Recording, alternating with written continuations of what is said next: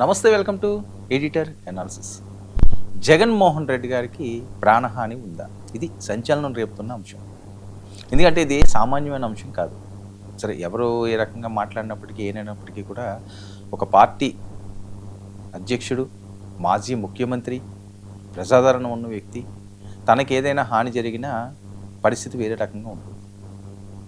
అసలు ఆలోచనే రాకూడదు. కానీ ఆశ్చర్యకరంగా ఏంటంటే వైసీపీ అధినేత డేంజర్లో ఉన్నారంటూ గత 2 రోజులుగా జరుగుతున్న ప్రచారం. సరే, అది ప్రచారంలో నిజమెంతో అబద్ధమెంతో, కావాలని ఎవరన్నా చేస్తున్నారా, లేకపోతే ఒక సింపతియో లేకపోతే హైప్ క్రియేట్ చేయడానికి చూస్తున్నారు, ఇవన్నీ కూడా వేరే అంశాలు. కథనాల గురించి నేను మాట్లాడలేదు. ఎవరికి నచ్చినట్లుగా వాళ్ళు వండి వార్చిస్తారు. కానీ ఇది డేంజర్. ఇలాంటి ప్రచారాలు జరగకూడదు. ఎక్కువగా ఎంత తక్కువగా దీని గురించి ప్రచారాలు జరిగితే అంత మంచిది. ఎందుకంటే ఒక్కొక్క నాయకుడికి లక్షలాది మంది అభిమానులు ఉంటారు. వాళ్ళ మనోభావాలు ఎప్పుడు కూడా దెబ్బతినకూడదు. సరే, ఇప్పుడు ఎందుకు ఈ చర్చ వస్తున్నదంటే, జగన్మోహన్ రెడ్డి గారు జనాల్లోకి వెళ్తున్నప్పుడు జనాలు పెద్ద ఎత్తున స్పందిస్తారు. అది మా వాళ్ళు విజువల్స్ కూడా వేస్తారు. భారీగా జనాలు రావడం ఇవన్నీ కూడా మనం చూస్తుంటాం. ఈ పరిస్థితుల్లో ఆయనకి ఏమైనా ప్రమాదం జరిగే అవకాశం ఉంటుంది. ఎందుకంటే వాళ్ళకి భద్రత తగ్గించారు అని చెప్పి మరొక వార్త. మరి మాజీ సీఎంకు భద్రత తగ్గించాల్సిన అవసరం ఏమొచ్చింది? ఇదిగో చూడండి, ఆయన ఆ రకంగా వెళ్తున్నారు. ఆయననే కాదు, పవన్ కళ్యాణ్ గారు వెళ్ళినా, చంద్రబాబు నాయుడు గారు, లేకపోతే లోకేష్ గారు వెళ్ళినా, ఎవరైనా సరే భారీగా జనాలు వస్తారు. ఆ జనాల్లో వచ్చిన వాళ్ళు ఎలాంటి వాళ్ళు వస్తున్నారో ఏంటో ఎవరికి తెలుసు? ఇది ఎవరు వ్యక్తం చేశారు? ఇది ఇక్కడితో ఆగలేదండి. కేంద్ర హోంశాఖకి వెళ్ళింది. డైరెక్ట్గా అమిత్ షా గారితో వైసీపీ ఎంపీలు చెప్పిన అంశం ఇది. ఆయనకి డేంజర్ అండి, జనాల్లోకి వెళ్తున్నారు, భద్రత తగ్గించేశారు, ఆయన పట్టించుకోవట్లేదు, ఆయనకి ప్రాణహాని ఉండే అవకాశం ఉంది అని. అవకాశం ఉంది అన్నా సరే భయమే కదా. ఎందుకంటే ఈ మధ్యకాలంలో జగన్మోహన్ రెడ్డి గారు 2-3 ఇన్సిడెంట్లు కూడా బాగా వైరల్ అయినాయి. ఆయన ఏదో పక్కన తోయడము, ఆయన మీద పడడం, ఇలాంటివన్నీ. అంటే క్రేజ్ ఉన్న నాయకులకి ఒక ముఖ్యమంత్రి స్థాయి వ్యక్తి ఖచ్చితంగా ఉంటుంది. చంద్రబాబు నాయుడు గారు వెళ్ళినా సరే ఆయన మీద పడ్డ వాళ్ళు, లోకేష్ గారు వెళ్ళినా సరే వాళ్ళు అభిమానం ఎక్కువ వీళ్ళందరికీ కూడా. పవన్ కళ్యాణ్ గారు వెళ్ళినప్పుడు కూడా ఆ రకంగానే భారీగా తరలి వచ్చేస్తుంటారు జనాలు. వాళ్ళని కంట్రోల్ చేయడం కష్టం. సరే, సిచ్యువేషన్ ఏమైనప్పటికీ కూడా వాళ్ళు సేఫ్గా ఉండాల్సిన అవసరం ఉంది కదా. సరే, ఇదంతా కూడా ప్రచారం మీద లేకపోతే సింపతి మీద ముందుగా నేను చెప్పినట్లుగా జగన్మోహన్ రెడ్డి గారు భద్రత తగ్గించారు. మరి అమిత్ షా గారు ఏ నిర్ణయం తీసుకుంటారు? ఎందుకంటే ఈ విషయం చెప్పిన వెంటనే ఆయన ఇమీడియట్గా అదిగో అక్కడ విజువల్స్ చూడండి, ఆయన వెంటనే అపాయింట్మెంట్ ఇచ్చారట ఎంపీలకి. నేను చూసుకుంటానని చెప్పారట, భద్రత పెంచాలని చెప్తారట, లేదా ప్రత్యేకంగా ఎవరినైనా ఆయన భద్రత కోసం నియమిస్తారా? ఇలాంటివన్నీ కూడా రగులుతున్న ప్రశ్నలు. అయితే రీసెంట్గా ఢిల్లీలో ఈ కలడం అన్నది పెద్ద చర్చనీయాంశంగా మారింది ఈ కథనం. ఇక భద్రత విషయంపై వైసీపీ ఆవేదన చెందడం వెనుక, సరే వీళ్ళ వెర్షన్ ఒకలాగా ఉంటుంది, వాళ్ళ వెర్షన్ ఒకలాగా ఉంటుంది. వీళ్ళందరూ కూడా ఎవరు ఏ నాయకుడికైనా సరే ఇబ్బందికరంగా ఉంటుందో ఇలాంటి ప్రచారం జరిగిందంటే ఆటోమేటిక్గా భయపడతారు. అందులోని మా నాయకుడికి ఏం కావాలని కాకూడదని కోరుకుంటారు. మరి ఇక్కడ విషయానికి వచ్చేసరికల్లా కూటమి అవనియండి, లేకపోతే వేరే కొన్ని మాధ్యాలు అవనివ్వండి, వాళ్ళు సపోర్ట్ చేసే వాళ్ళందరూ కూడా మళ్ళీ వైఎస్ఆర్సీపీ సేమ్ సీన్నే క్రియేట్ చేస్తుంది, సేమ్ సీన్నే జనాల్లోకి తీసుకువెళ్తున్నది. అప్పుడు ఏదో ఆ ఎయిర్పోర్ట్లో జరిగిన దాని ఏదో ఒక టైటిల్ కూడా పెట్టేశారు. ఇది ఇప్పటికే అది నడుస్తూ ఉంటుంది, కోడికత్తితో పొడిస్తే కోడికత్తి, లేకపోతే ఇంకో కత్తితో పొడిస్తే ఇంకో కత్తి. సరే, ఇంక రాజకీయాలు ఇంకా టైటిల్ అన్నీ సర్వసాధారణమే కాబట్టి సో ఆ రకంగానే ఉంటారు. ఎందుకంటే ఈ అంశం కూడా మనం మాట్లాడాలి. గతంలో ఆ హెలికాప్టర్ అంశంలో కూడా అప్పుడు జనాలు ఎంతమంది వచ్చేసారు? ఇప్పటిది కాదు, ఇది రీసెంట్. ఇది అప్పట్లో పెద్ద ఎత్తున రావడం, జనాలందరూ హెలికాప్టర్కి ఏదో అయిపోవడం, ఇలాంటివన్నీ కూడా జరిగినాయి. సో ఇలాంటి పరిస్థితుల్లో అనుమానాలు రావడంలో తప్పులేదండి. ఖచ్చితంగా అనుమానాలు ఇవన్నీ కూడా వ్యక్తం అవుతుంటాయి. ఎవరు ఎక్కడి నుంచి ఏ ముసుగులో ఎవరి మీదన్నా బురద జల్లడానికి కూడా కొన్ని జరుగుతుంటాయి దాడులు. సరే, అప్పుడేదో ఆ కోడికత్తితోటి వాళ్ళే కావాలని చేసుకున్నారు, అది ఇప్పుడు క్రియేట్ చేశారు. అప్పుడు కోడికత్తి, ఇప్పుడు ప్రాణహాని అంటూ ఆరోపణలు చేస్తున్నారు. కోడికత్తి అవనియండి, లేకపోతే ఇంకోటి అవనియండి, ముఖ్యంగా ఇది ప్రభుత్వానికి సవాలు. అక్కడ జగన్మోహన్ రెడ్డి గారికి ఏదైనా జరగదా అన్నది పక్కన పెట్టేయండి. జరగకూడదు, ఖచ్చితంగా ఎవరికి జరగకూడదండి. జగన్మోహన్ రెడ్డి గారికి ఏమున్నది? ప్రజాస్వామ్యంలో ఉన్నవారికి, ఒక ముఖ్య నాయకులకి, ఇలాంటి వాళ్ళకి చాలా జాగ్రత్తలు వాళ్ళు తీసుకుంటారు. అంత ఈజీ ఏం కాదు.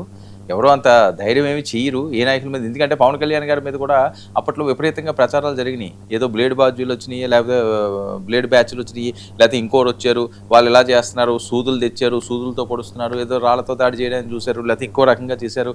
ఇంకొక టైంలో ఏంటి అయితే రెక్కీ నిర్వహించారు హైదరాబాద్లో వాళ్ళ ఇంటి దగ్గర.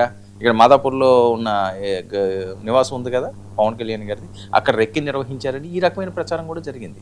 అప్పుడు భయానికి గురయ్యారు, అప్పుడు ఆందోళన వ్యక్తం చేశారు. అప్పుడు వైఎస్ఆర్సీపీ ప్రభుత్వమే కదా, ఎవరో కావాలని ఎవరినో ఎందుకు చేస్తారు? అలాంటి సంస్కృతి అయితే ఆంధ్రప్రదేశ్లో లేరు. అది వాళ్ళు లేనప్పటికీ వీళ్ళు లేనప్పటికీ కూడా ఏదో రాజకీయంగా విమర్శలు చేసుకుంటారు, సరే కొద్దిగా శృతి మించే మాట్లాడతారు, పర్సనల్ అటాకులు చేస్తారు, మంచి టైటిల్స్ పెడతారు. ఇంతవరకే పరిమితమైంది, అంతవరకే పరిమితం అవ్వాలి కూడా, అది కూడా అవ్వకూడదు. సరే ఏదో అంతవరకు అయితే సరే, ఇంకా రోజు వింటారు, ఏదో మాట్లాడుకుంటారు, తిట్టుకునేవాడు తిట్టుకుంటాడు, మెచ్చుకునేవాడు మెచ్చుకుంటాడు, అక్కడితో పోతుంది. కానీ ఇది శృతి మించకూడదు. ఎందుకంటే భద్రత ఖచ్చితంగా పెంచాల్సిన అవసరం ఉంది ఏ నాయకుడికైనప్పటికీ కూడా. ప్రజాస్వామ్యంలో ఉన్న వాళ్ళకి భద్రత పెంచాలి, ఎందుకంటే వాళ్ళకి అభిమానులు ఉంటారు, పెద్ద ఎత్తున తరలి వస్తారు.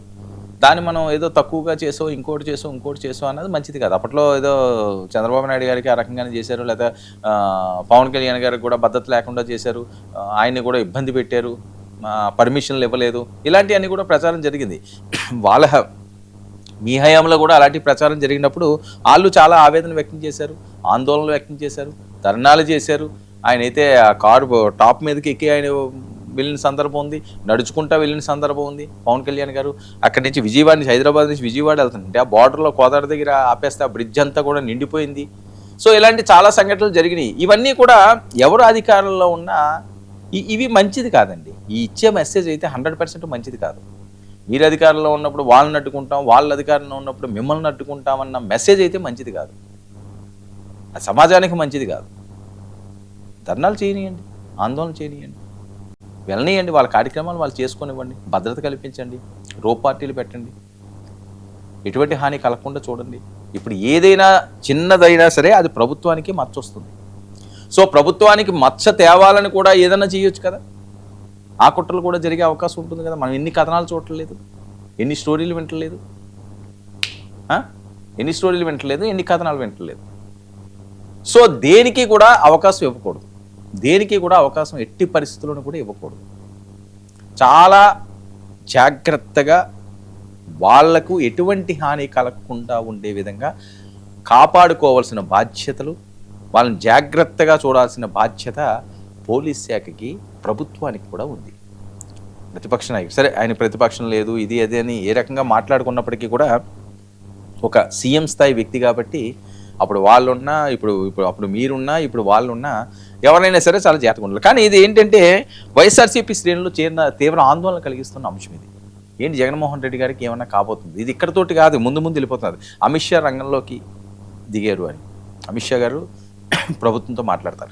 మళ్ళీ దీంట్లో కూడా వేరే కథనాలు, వాళ్ళు కూటమిలో ఉన్నారు, ఏం చేస్తారు, జగన్మోహన్ రెడ్డి గారికి అంతలాగా ఎందుకు పట్టించుకుంటారు, వీళ్ళకి ఎందుకు అపాయింట్మెంట్లు ఇస్తారంటే, జగన్మోహన్ రెడ్డి గారు కూటమిలో ఉన్నా లేకపోయినా ఎన్డీఏ, ముఖ్యంగా కమలం, ఎన్డీఏ అనలేము, బీజేపీ ఎప్పుడు కూడా జగన్మోహన్ రెడ్డి గారి మీద ఏదో నెగిటివ్గాను ఇంకో రకంగాను ఇంకో చేసే పరిస్థితి ఉంటుంది. కేంద్ర ప్రభుత్వాలు అలాగే చేస్తాయి.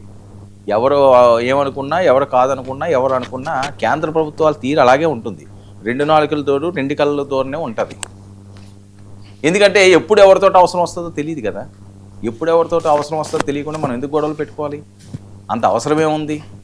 మనకేం రక్త సంబంధాలు లేవు కదా, రాజకీయ పార్టీలో రక్త సంబంధాలు ఏమి ఉండవు, అప్పటికప్పుడు స్పాట్లో ఉండే సంబంధాలే. ఆ టైంకి పని జరుగుతుందా లేదా, ఇదే ధోరణి ఉంటుంది.